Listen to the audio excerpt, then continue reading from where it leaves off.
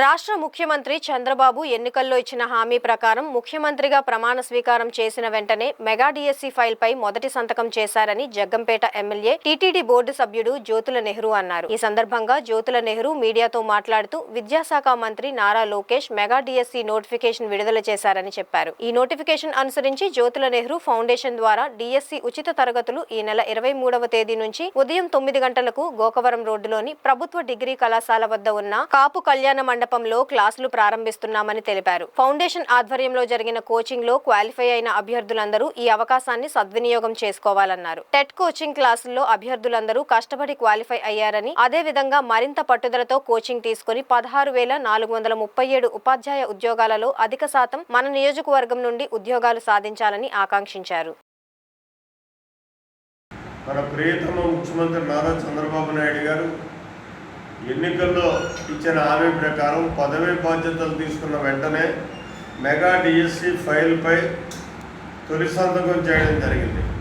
దీనికి అనుగుణంగా మన విద్యాశాఖ మంత్రి గారైన శ్రీ నారా లోకేష్ గారు మెగా డిఎస్సి నోటిఫికేషన్ విడుదల చేయడం జరిగింది. దీన్ని అనుసరించి జ్యోతుల నెహ్రూ ఫౌండేషన్ ద్వారా జరగనున్న డిఎస్సి కోచింగ్ క్లాసెస్ 23 ఏప్రిల్ నుంచి అనగా బుధవారం ఉదయం 9 గంటల నుంచి మన డిగ్రీ కాలేజీ దగ్గర ఉన్న కాపు కళ్యాణ మండపంలో తిరిగి ప్రారంభిస్తున్నాం.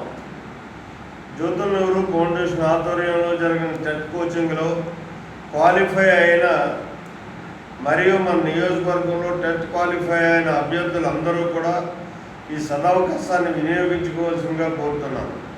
అభ్యర్థులందరూ టెట్ కోచింగ్ క్లాసులో ఎంతైతే మీరు కష్టపడి అత్యుత్తమ మార్కులు సాధించారో మరింత పట్టుదలతో డిఎస్సి కోచింగ్ తీసుకుని 16,347 ఉపాధ్యాయ ఉద్యోగాల్లో అధిక శాతం మన నియోజకవర్గం నుంచి ఉద్యోగాలు సాధించాలని మనస్ఫూర్తిగా ఆశిస్తున్నాను.